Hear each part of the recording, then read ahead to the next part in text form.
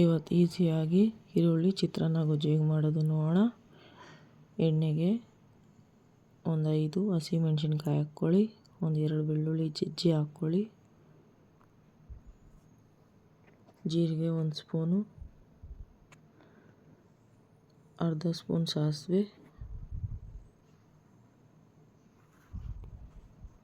ಚೆನ್ನಾಗಿ ಎಣ್ಣೆನಲ್ಲಿ ಫ್ರೈ ಮಾಡ್ಕೊಳ್ಳಿ. ಕರಿಬೇವು ಸೊಪ್ಪು ಹಾಕ್ಕೊಳ್ಳಿ, ಸ್ವಲ್ಪ ಶುಂಠಿ ಬೆಳ್ಳುಳ್ಳಿ ಪೇಸ್ಟು ಹಾಕ್ಕೊಳ್ಳಿ. ಈರುಳ್ಳಿನ ಉದ್ದು ಕಟ್ ಮಾಡಿರುವಂಥ ಈರುಳ್ಳಿ ಒಂದು 3 ಈರುಳ್ಳಿ ಹಾಕ್ಕೊತಿದ್ದೀನಿ. ಉಪ್ಪು ಒಂದು ಅರ್ಧ ಸ್ಪೂನ್ ಉಪ್ಪು, ಒಂದು ದೊಡ್ಡ ಟೊಮೊಟೊ ಒಂದು ಹಾಕ್ಕೊತಿದ್ದೀನಿ.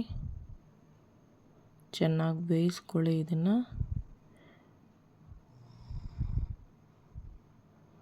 ಅರಿಶಿನ ಸ್ವಲ್ಪ, ಮೊದಲೇ ಎಣ್ಣೆನಲ್ಲಿ ಫ್ರೈ ಮಾಡಿರುವಂತಹ ಕಡಲೆ ಬೀಜ ಹಾಕ್ಕೊತಿದ್ದೀನಿ.